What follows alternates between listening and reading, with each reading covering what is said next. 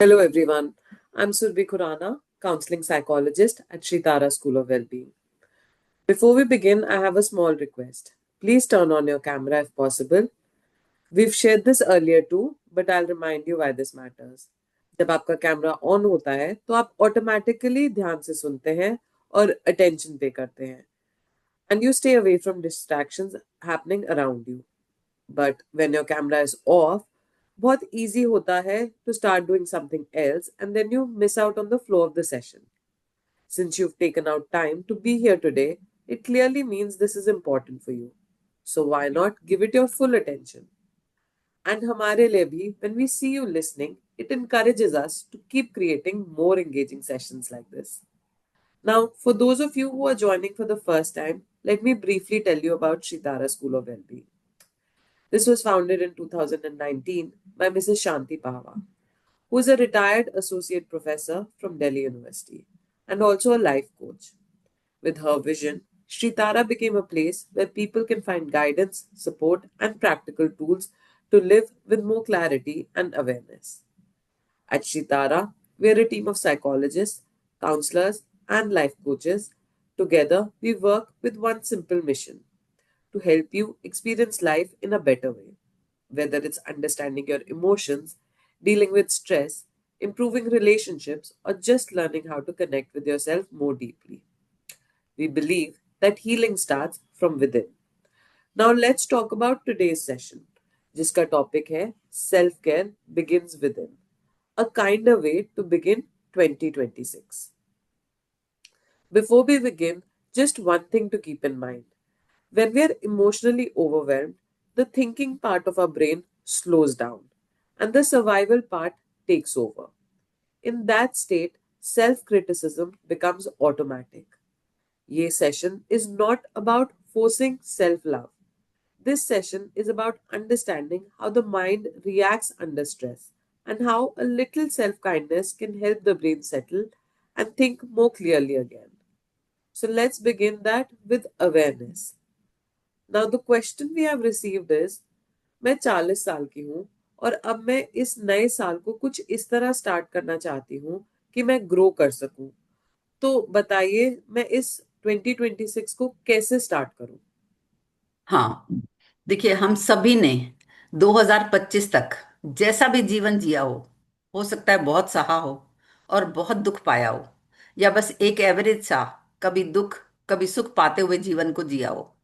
तो 2026 में एक काम करके हम सभी को ज्यादा फायदा हो सकता है, और वो काम ये है कि be kind to yourself, specially जब सबसे मुश्किल हो ऐसा करना।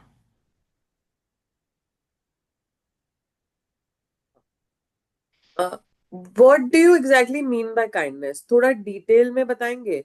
एंड इजंट दिस डिफिकल्ट, क्योंकि मोस्ट ऑफ द टाइम हम अपने साथ तो काइंड ही होते हैं। देखिए, काइंडनेस से मेरा मतलब है कि तुम खुद को ऐसे देखो जैसे किसी बच्चे को देखते हो या किसी फूल को देखते हो। ऐसे ही खुद को भी हमेशा प्यार और काइंडनेस से देखना है। कुछ भी हो जाए अपने साथ हार्श नहीं होना है। और ये मुश्किल कब होता है? जब तुम खुद अपनी उम्मीदों पर खरे नहीं उतर पाते, या तुम्हें अपने ही कुछ आदतें पसंद नहीं आती और तुम उन्हें बदल भी नहीं पा रहे होते। देखो, दिन भर में तुम अपने बारे में कितना सोचते हो और क्या सोचते हो? अपने बारे में या तो हम सोचते ही नहीं, अगर सोचते भी हैं तो सिर्फ ऐसा कि मुझे उसे पता नहीं ये कहना चाहिए था या नहीं कहना चाहिए था, पता नहीं मुझे गुस्सा क्यों आ जाता है, आज फिर मैं एक्सरसाइज नहीं कर पाई, पता नहीं मेरे साथ ही ऐसा क्यों होता है, मेरी ही किस्मत ऐसी क्यों है। But when we make mistakes, ये थॉट्स नेचुरली अराइज नहीं करती और instead of self love anger show up करता ही है। But if even in that moment we remain kind to ourselves, हम वही गलती बार बार रिपीट नहीं करेंगे। देखो, गलती होने पर गुस्सा आना स्वाभाविक है, नेचुरल है, लेकिन सवाल यह है, क्या खुद को कोसने से हम सुधर पाते हैं? नहीं ना। हम कहते तो हैं गलती इंसान से होती है, लेकिन जब गलती हमारी होती है तो हम खुद को इंसान मानते ही नहीं। तो सोचने वाली बात यह है कि सोल्यूशन क्या है। सोल्यूशन है गलती को स्वीकार करना, उससे सीखना, दोबारा कोशिश करना कि वो गलती ना हो, और जरूरत हो तो किसी से हेल्प लेना। खुद को सजा देना सुधार नहीं है, खुद को समझना सुधार है। और यही है self kindness. But often situation इतनी हैवी हो जाती हैं कि हमें गुस्सा आ जाता है अपने पर, या फ्रस्ट्रेट हो जाते हैं हम अपने पर ही, और हम खुद को ब्लेम करने लग जाते हैं। And yet being gentle with ourselves या offering love, giving ourselves respect, ये थॉट तो रेयरली कभी आती है। देखो, तुमसे किसी ने नहीं कहा कि जीवन आसान है या लाइफ फेयर है। जीवन तो बस जैसा है वैसा है। और हम सभी के जीवन में बहुत कुछ ऐसा है जो हमारे अकॉर्डिंग नहीं जा रहा। लेकिन फिर भी सबसे ज्यादा इंपॉर्टेंट यही है कि तुम खुद से प्यार कर सको, खुद की इज्जत कर सको, ताकि एक ग्रेसफुल जीवन जी सको। इससे ऊपर कुछ नहीं है, ना पैसा, ना कोई मस्ती, ना कहीं घूमना फिरना, ना किसी भी तरह के कपड़े पहनना, ना घर को सजाना, ना किसी के सामने अपनी इमेज बनाना। इससे ऊपर कुछ भी नहीं है। इसलिए आज खुद के साथ एक वादा कर ही लेते हैं कि कुछ भी हो जाए, जिंदगी ऊपर से नीचे हो जाए, पर खुद को इज्जत, सम्मान, प्यार और काइंडनेस से ही ट्रीट करना है। उसके बाद जीवन जैसे मैनेज होगा होता रहेगा। ये आपका 2026 का रेजोल्यूशन हो और इसके बाद के सारे जीवन में यही चलता रहे। तो आप कहना चाह रहे हो कि no matter how the circumstances are, हमें फर्स्ट अटेंशन इनवर्ड करनी है और अपना ध्यान रखना है। Whatever the situation may be, before trying to fix the circumstances, we must first tend to ourselves. हाँ, और ये जरूरी है क्योंकि जब भी आप इमोशनली डिस्टर्ब हो जाते हैं तो आपका प्री फ्रंटल कॉर्टेक्स काम करना बंद कर देता है और इससे आपकी लॉजिकल थिंकिंग अफेक्ट होती है और आप लॉजिकली सोच ही नहीं पाते। तो आपका जो भी आपके पास नॉलेज है, आपको पता है, आप अपने उस नॉलेज को रिकॉल ही नहीं कर पाते। तो वो नॉलेज का प्रयोग क्या करेंगे आप? कुछ भी हो, कहीं गिर जाएं कभी भी या लड़खड़ा जाएं, आपको उठकर खड़े होना है। इससे कोई फर्क नहीं पड़ता कि आप पिछले 10 साल से सफर कर रहे हैं यानी दुख पा रहे हैं, या 10 महीने से, या 20 सालों से, या 50 सालों से लगातार दुख ही पाते जा रहे हैं, या आपकी उम्र 60 साल है, या आपकी उम्र 70 पार हो चुकी है और आपने अपना पिछला सारा जीवन दुख से गुजारा है। इससे कोई फर्क नहीं पड़ता, आप चाहे कितने ही सालों से दुख में हो, दुख से, डर से कांपते रहे हों, लड़खड़ाते रहे हों, लेकिन अब आपको उठकर खड़े होना है। सबसे पहले आपको अपनी स्किन के अंदर ठीक रहना है। जब आप ठीक रहोगे तो ही आपकी परिस्थितियां बदलेंगी, आपके सरकमस्टांसेस बदलेंगे। असल में ये जीवन आपको सजा देने के लिए है ही नहीं, ये जीवन आपसे किसी तरह का बदला लेने के लिए भी नहीं है, ना ही ये जीवन आपको दुख देने के लिए है। इस जीवन में जो भी सरकमस्टांसेस आते हैं वो आपको कुछ सिखाने के लिए आते हैं। जब आप वो सीख जाएंगे तो आपके सरकमस्टांसेस बदलने लगेंगे। लेकिन सरकमस्टांसेस बदलेंगे तभी जब आप पहले खुद को ठीक करेंगे। इसे एक एग्जाम्पल से समझने की कोशिश करते हैं। देखो, किन्हीं दो लोगों ने लव मैरिज की और एक पार्टनर छोड़कर कहीं चला गया, तो सेपरेशन का पेन तो बहुत होता है। जो पार्टनर छोड़कर जाता है उसे तो पता ही था कि वो ब्रेकअप करने वाला है। इस तरह से वो खुद को तैयार कर चुका होता है, हालांकि पेन उसे भी होता ही है।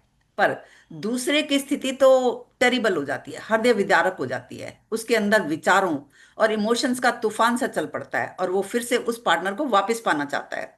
तो इस वापस लाने की शुरुआत तभी हो पाएगी जब आप पहले खुद को संभाल सकें और खुद अपने अंदर कंफर्टेबल हो जाएं। मान लो आपके अंदर एक स्विच होता है, जिसे आप ऑन करते तो सारे इमोशंस या सारे विचार चलने लगते, और ऑफ करते तो जितने भी इमोशंस हैं, जितने भी विचार हैं, वो चलने बंद हो जाते। अभी आपकी जो भी हृदय विदारक परिस्थिति है यानी टेरिबल स्टेट है, उसमें सबसे पहले तो यही काम करते ना आप, कि इस स्विच को बंद करते ताकि ये परेशान करने वाले विचार, इमोशंस, फीलिंग्स तो बंद हों। उसके बाद जब आप कंफर्टेबल होते तो फिर विचार कर पाते कि अब करना क्या है, आगे का जीवन कैसे बिताना है। चाहे आप अकेले रहने का निर्णय करें या उसके साथ रहने का निर्णय लें, दोनों के लिए सबसे पहले और सबसे ज्यादा जरूरी यही है कि आप खुद को मैनेज कर पाएं। और फिर जब दूसरा व्यक्ति भी ये देखता है ना कि आप अच्छे तरीके से रह रहे हैं, आप अपने आप को मैनेज कर पा रहे हैं, तो फिर वो भी आपकी तरफ आकर्षित होता है, अट्रैक्ट होता है, और उसका इंटरेस्ट आपके अंदर बढ़ता है। तो अपने ही अंदर कंफर्टेबल रहने को अंडर एस्टिमेट मत करिए। स्विच आपके अंदर है जिसे आप ऑन ऑफ कर सकते हैं। बट कुछ इंसिडेंट्स हमें हिला देते हैं, शॉक कर देते हैं, जैसे आपने कहा भी। They take away our ability to think and understand clearly, and we become badly unsettled. तो उस स्टेट में we don't even think about how we might soothe ourselves or find comfort within. देखो, अगर आप अनसेटल्ड फील करते हो ना, यानी बुरी तरह से विचलित हो जाते हो, तो ये आप अपने ही अंदर की भावनाओं, विचारों और कल्पनाओं की वजह से ही तो विचलित होते हो। बाहर चाहे कुछ भी हो, अगर आपके अंदर ये सब विचार, भावनाएं और कल्पनाएं रुक जाएं, तो आप कंफर्टेबल महसूस करने लगेंगे। सरकमस्टांसिस कैसे भी हो, आप अपने भीतर तो सुरक्षित है ना। बाहर की चीजों से तो बाद में निपटा जा सकता है, लेकिन पहले अपने अंदर तो सब ठीक करें। ये अपने अंदर खुद को सेफ महसूस करना, कंफर्टेबल रहना, ये बड़ी बात है। और ये हर परिस्थिति में जरूरी है। और मैं अपने अनुभव से कह सकती हूँ कि ये मुश्किल तो है, लेकिन असंभव नहीं है। ये किया जा सकता है, ये हो सकता है, ये होता है। इस बात को एक रियल लाइफ एग्जाम्पल से समझने की कोशिश करते हैं। बात है 2005 या 6 के आसपास की। अफगानिस्तान में तालिबान और अमेरिका के बीच युद्ध चल रहा था। तालिबान के सैनिक एक बिल्डिंग के बेसमेंट में छुपे हुए थे और वहीं से फायरिंग कर रहे थे। सीधे सीधे गोली चलाने से कुछ हो नहीं रहा था। तब स्ट्रेटेजी बदली गई। उस बिल्डिंग में ठंडा पानी भरना शुरू कर दिया गया। अब वहां क्योंकि ठंड बहुत पड़ती है, तो लोग ठंडे पानी से बहुत डरते हैं, घबराते हैं।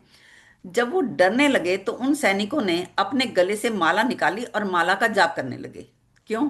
क्योंकि मौत से ज्यादा डरावनी होती है मौत की कल्पना। मौत तो एक घटना है, डर हमारी इमेजिनेशन है। जब उन्होंने माला पकड़ी तो उनके अंदर के डर के थॉट्स और इमेजिनेशंस शांत होने लगे। सरकमस्टांसिस वही थे, लेकिन अंदर कंफर्ट आ गया। और यही सबसे इंपॉर्टेंट बात है। इंपॉर्टेंट ये नहीं है कि आप किन सरकमस्टांसिस में हैं, इंपॉर्टेंट ये है कि आप उन सरकमस्टांसिस में भी अंदर से शांत हैं या नहीं। हाँ, बाहर की सिचुएशन चाहे जैसी भी हो, डर और दुख के थॉट तो हमारे अंदर ही पैदा होते हैं। और जब ये थॉट्स चलने लगते हैं, तो एक के बाद एक, फिर दूसरा और फिर तीसरा थॉट आता ही चला जाता है। हाँ, और हमारे अंदर ये विचार कैसे चलते हैं, इसके लिए भी एक मजेदार एग्जाम्पल को देखते हैं। पान में जो सुपारी होती है ना, उसके पेड़ बहुत ऊंचे होते हैं और फ्लेक्सिबल भी होते हैं, लचीले होते हैं। तो जब उसका फल तोड़ना होता है ना, तो किसान एक पेड़ पर चढ़ जाता है और उस पेड़ के सारे फलों को तोड़ तोड़ कर नीचे फेंक देता है। उसके बाद वो खुद नीचे नहीं उतरता, सिर्फ फलों को नीचे गिराता है। तो उस पेड़ को लचका कर वो दूसरे पेड़ पर चढ़कर उसके फल भी नीचे गिरा देता है, फिर अगले पेड़ पर चला जाता है और फिर अगले से अगले पर जाता रहता है और फलों को गिराता रहता है। खुद सारा दिन ऊपर ही ऊपर रहता है, शाम को नीचे उतरकर सारे फलों को इकट्ठा कर लेता है। इस प्रकार सुपारी की खेती का काम किया जाता है। हाँ, you're absolutely right. This is exactly how our mind works too. जैसे इमेजिन कर सकते हैं, एक फ्राइटनिंग सिचुएशन अराइज करती है सुबह, तो हम एक थॉट की ट्री पे चढ़ जाते हैं। From that one thought we move to another, then from that to the second one, to the third one, और ये कंटिन्यू ही करती रहती है चेन। हाँ, जैसे मान लो पार्टनर ने कहा कि तुम्हें तो अकल ही नहीं है, तुम तो बेवकूफ हो, तुम्हें तो इस घर में रहने का हक ही नहीं है। अब बस आपने इस विचार को पकड़ लिया। जैसे ही विचार को पकड़ा, आपके अंदर डर या गुस्से के इमोशंस पैदा हो गए। विचार आपके अंदर इमोशंस को प्रोड्यूस करते ही हैं। तो जैसे ही आपने किसी एक विचार को पकड़ा, यानी सुपारी के एक पेड़ पर चढ़ गए और डर या गुस्से के इमोशंस के फल तोड़ लिए, और उसके बाद आप वहीं से ही दूसरे पेड़ पर चढ़ गए। आपका पहला विचार दूसरे विचार तक आपको ले गया। कहीं ऐसा तो नहीं कि मुझे ये छोड़ देंगे तो क्या होगा मेरा। और फिर अगले विचार पर कि पता नहीं हम इस घर में रह भी पाएंगे या नहीं। और फिर अगले विचार पर कि हमारे बच्चों का क्या होगा। और फिर आया कि हमारा तो अब कोई और सहारा भी नहीं है, फादर भी अब नहीं रहे, मदर भी बीमार ही रहती हैं। फिर थॉट आ गया कि भाई की भी पढ़ाई पूरी नहीं हुई है। तो इस तरह से एक विचार ने दूसरे विचार पर जंप किया और डरावनी फीलिंग्स पैदा करते गए। शाम तक आपने चिंता, डिप्रेशन और एंजाइटी आदि के सभी फलों को इकट्ठा कर लिया। हाँ, this is the way our mind functions. In fact सबका माइंड ऐसे ही तो वर्क करता है। पर हमारे माइंड की एक क्वालिटी और भी है कि एक समय में माइंड एक ही काम कर सकता है। तो अगर आप इसे साक्षी भाव से, यानी विटनेस होकर अपने ही आते जाते विचारों को देखने में लगा दें, तो बाकी सब रुक जाएगा। क्योंकि वहां एक पटरी है, तो एक ही चीज चल सकती है। या तो आपको विचारों को देखना चल सकता है, या फिर आपके विचार या इमोशंस का चलना चल सकता है। बट अब क्वेश्चन ये राइज होता है, how do we offer love, self respect और kindness even in such situations? क्योंकि हम कंडीशन हैं to believe that love comes with a deal, the deal being, if I perform well, I will be loved, if I get good marks, I will be praised, अगर आप हंसते रहेंगे तो ही लोग आपसे प्यार करेंगे। हाँ, हम सभी की ऐसे ही प्रोग्रामिंग है और हमारे अनुभव भी ऐसे होते हैं कि किसी को सक्सेस मिली होगी तभी उसको रिस्पेक्ट भी मिली होगी, यानी प्यार और इज्जत परफॉर्मेंस के इनाम के तौर पर मिलता रहा है। इस वजह से हम खुद को भी प्यार के लायक तभी मानते हैं जब हमें लगता है कि हमने कुछ अचीव कर लिया है। अन्यथा हम खुद को प्यार के लायक समझते ही नहीं। जबकि सच्चाई ये है कि मनुष्य होने के नाते डिग्निटी, सम्मान, प्रेम पर हम सभी का बराबर अधिकार है। हम सभी मूल्यवान हैं और जब हम अपनी वर्थ खुद पहचानने लगते हैं तो एक्सटर्नल वैलिडेशन की जरूरत नहीं रह जाती, क्योंकि जो अपने आप में पर्याप्त प्यार नहीं करता उसे ही अपनी वर्थ हमेशा दूसरों की वैलिडेशन से मिलती है। वो चाहे दोस्तों से मिले, रिश्तेदारों से मिले, घर वालों से मिले या सोशल मीडिया से मिले। और क्योंकि हम खुद अपने आप को महत्व देने में असफल सिद्ध होते हैं, इसलिए हम चाहते हैं कि दूसरे हमें महत्व दें। जबकि सफलता इसमें है कि हम खुद का वर्थ समझें और हर इंसान मनुष्य होने के नाते वर्दी है और प्रत्येक इंसान डिग्निटी और प्यार का अधिकारी है ताकि वो एक गरिमामय जीवन यानी ग्रेसफुल जीवन जी सके। दूसरी तरफ, जब भी हम दुखी होते हैं, परेशान होते हैं या किसी से कॉन्फ्लिक्ट हो जाता है, तो हमें लगता है कि गलती पूरी दूसरे की ही है। हमारी तो बिल्कुल कोई गलती ही नहीं है। लेकिन जैसे ही बात आती है खुद से प्यार करने की, खुद की इज्जत करने की, तो दिमाग तुरंत याद दिला देता है कि हमारे अंदर तो बहुत सी कमियां हैं। और फिर सवाल उठता है, इन कमियों पर काम किए बिना हम खुद से प्यार कैसे कर सकते हैं? देखिए, हम खुद को प्यार नहीं कर पाते, उसके सिर्फ वही कारण नहीं है जो मैंने पहले बताए हैं। कभी कभी हम कुछ वैलिड दिखने वाले वजहों से भी खुद को प्यार नहीं कर पाते, जैसे कि हमें लगता है कि खुद को प्यार करना स्वार्थ तो नहीं हो जाएगा। और ये लगना भी हमारी कंडीशन का पार्ट है, क्योंकि ऐसी ही हमारी प्रोग्रामिंग हुई है, खासकर गर्ल्स की। लेडीज को खास तौर पर सिखाया गया कि दूसरों के लिए जियो, उनके लिए त्याग करो, तुम्हारी खुशी इसी में होनी चाहिए कि तुमने परिवार के सभी सदस्यों को खाना खिला दिया, खुद को खाना खिलाने की चिंता मत करो। लेकिन दूसरों को खुश करना ही हमारी जिंदगी का मकसद तो नहीं हो सकता। इससे तो हम खुद की केयर ना करना ही सीख रहे होते हैं, खुद को प्यार ना करना ही सीख रहे होते हैं। हाँ, और अगर हम खुद से प्यार नहीं करेंगे तो दूसरों को भी प्यार नहीं कर पाएंगे। राइट। जो कुछ हमारे पास नहीं है वो हम दूसरे को दे कैसे सकते हैं? But many times we make such a huge mistake that we are unable to forgive ourselves for it. तो उस सिचुएशन में क्या कर सकते हैं? देखो, ऐसा इसलिए होता है क्योंकि हम सभी परफेक्शन के पीछे भागते हैं और इसकी वजह से हमें लगता है कि हमारी गलतियां तो माफी के काबिल ही नहीं है। यहां तक कि बाकी दुनिया हमें हमारी किसी गलती पर माफ कर भी दे, लोग सोचें कि कोई बात नहीं, इंसान है और इंसानों से गलतियां होती हैं। दूसरे लोग हमें क्षमा कर भी दें लेकिन हम खुद को माफ ही नहीं कर पाते। हम दूसरों की गलतियां माफ कर सकते हैं लेकिन हम अपनी गलतियां माफ करना नहीं सीखते, जबकि हम खुद भी अपनी माफी डिजर्व करते ही हैं। अगर हम ये जान लें कि परफेक्शन कुछ होता नहीं, हम और बेहतर तो हो सकते हैं, लेकिन परफेक्शन एक इल्यूजन है, भ्रम है। इस बात को जानने से हमारे अंदर माफ करने की घटना घटती है। और फिर ये दोनों घटनाएं साथ साथ घटती हैं, यानी जब हम खुद को माफ करना सीखते हैं तभी हम दूसरों को भी माफ कर पाते हैं, और जब दूसरों को माफ करने लगते हैं तो हमें खुद को माफ करना भी आ ही जाता है। क्या अपनी ही वैल्यू करने का मतलब ये नहीं होगा कि मैं भी कुछ हूं, यानी आई एम समथिंग? और क्या ये ईगो या नार्सिसिज्म नहीं हो जाएगा? देखिए, मैं ही सब कुछ हूं, ये तो है ही नार्सिज्म। पर अगर आप सोचो कि मैं भी कुछ हूं तो ये सेल्फ लव है, और इन दोनों में अंतर है। जब आप अपने आप को जानेंगे, समग्रता से जानेंगे, यानी पूरी तरह से जानेंगे, कंप्लीटली जानेंगे, यानी अपने बारे में सब जानेंगे, अपनी स्ट्रेंथ, अपनी वीकनेस, अपने डर, अपने स्वभाव, अपनी आदतें, सबको अवेयरनेस में देखेंगे, तो खुद को आप एक नॉर्मल सा, साधारण सा इंसान ही देखेंगे, ना इससे ज्यादा ना ही इससे कम। तो आप फिर खुद की इज्जत, खुद को प्यार भी कर पाएंगे, और यही होगा सेल्फ लव। देखिए, सेल्फ लव कोई लग्जरी नहीं है, ये एक जरूरत है। ये एक तरीका है जिसमें आप अपने आप को भी एक इंसान की तरह देखते हैं। अब आप एक ऐसी दुनिया में हैं जिसमें आप भी दूसरों के बराबर इंसान हैं, तो इस तरह से आप खुद को एक्सेप्ट करते हैं। आप ये मानते हैं कि मैं भी गलती कर सकता हूं। मुझसे गलती हो कैसे गई, कारण क्या थे गलती के, इन सब की पोटली अपने सिर पर लेकर गिल्ट में नहीं घूमते रहते। In reality, हम biased होते हैं when it comes to ourselves, and we become partial towards our own side. In our mind, we carry an idea of our best self, which is not often realistic. So, what can be done to see our real, authentic best? सही कहा सुरभि तुमने। ये होता है क्योंकि बिना किसी पक्षपात के हम खुद को ऑब्जर्व नहीं कर पाते। हम खुद को न्यूट्रल होकर नहीं देख पाते। हम अपने बारे में वही देखते हैं, वही सोचते हैं जो कि हम चाहते हैं कि हमें ऐसा होना चाहिए। हम अपने में भी उसे कभी नहीं देख पाते जो कि हम वास्तव में होते हैं।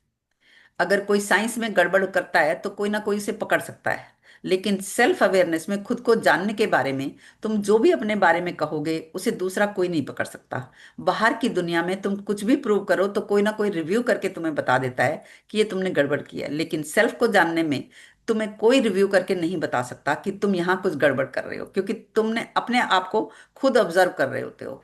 ये एक पहलू है, लेकिन जब हम इस पहलू को, इस बात को जान लेते हैं तो हम खुद को भी न्यूट्रल होकर देख पाते हैं। और फिर जब तुम्हें अपने ही बारे में हर बात पता लगती है, हर बात का मतलब है हर बात, अपनी हर आदत, अपना स्वभाव, अपने बारे में सब जान लो, बस तुम जो है वो है, तभी तुम्हारी तुमसे मुलाकात होती है। ये खुद से मुलाकात ही सबसे हसीन मुलाकात होती है। और जब ऐसे हमारी मुलाकात हमसे होती है तो हम कैसे भी हों, हम खुद को पसंद करने लगते हैं। वो जैसे एक मूवी में करीना कपूर कहती है ना कि मैं तो अपनी ही फेवरेट हूं, वैसे ही तुम भी अपने फेवरेट हो जाते हो। क्या लेकिन कुछ लोग ऐसे भी तो होते हैं जो कहते हैं मैं खुद को पसंद ही नहीं करता। Can that cause any harm? क्या सेल्फ केयर प्रैक्टिस की जा सकती है विदाउट सेल्फ लव? यानी तुम कह रही हो कि हम दूसरों को पसंद आने चाहिए, दूसरे हमें पसंद करें, अगर हम खुद को ना भी पसंद करें तो क्या फर्क पड़ता है? और ज्यादातर लोगों का यही सोचना होता है, और इसीलिए काफी लोग अपने आप को पसंद नहीं करते। देखिए, हम जिससे प्यार करते हैं, जिसे पसंद करते हैं, उसी की केयर करते हैं। अगर हम खुद को पसंद नहीं करेंगे, हम अपनी केयर भी नहीं कर पाएंगे। यानी सेल्फ लव के बिना सेल्फ केयर करीब करीब असंभव है, और ये हमारा बहुत बड़ा नुकसान है। हाँ, चलिए, before we close, let's take a moment to bring this session into real life. आज 3 small actions to carry forward are: number 1, pause before you criticize yourself. When a mistake happens, notice the tone of your inner voice. Instead of saying, "What's wrong with me?" try saying, "Something went wrong. What do I need to do right now?" Second, practice self kindness in difficult moments, not perfect ones. Kindness is most important when you're tired, overwhelmed, or disappointed with yourself. That is when the brain actually needs it the most. Third, shift from blame to responsibility. Accept the mistake without attacking yourself. Ask, "What can I learn?" or "What support do I need?" This keeps the mind open instead of stuck. Remember, self care is not a task on your to do list. It is the way you speak to yourself when life does not go as planned. As we step into 2026, let this be a quiet resolution. No matter what happens, I will treat myself with respect, patience, and kindness. Thank you so much for giving us your time, attention, and presence today. Your willingness to listen, reflect, and show up truly matters to us. If you have any questions, reflections, or feedback, please feel free to drop them in the chat or reach out to us on Shritara's helpline. We look forward to walking this journey of awareness and healing with you. अब हमें request आई थी कि कुछ लोग comfortably अपने questions नहीं पूछ पाते क्योंकि ये रिकॉर्ड हो रहा है, इसलिए अब हम रिकॉर्डिंग ऑफ कर रहे हैं so that you can freely ask your questions now.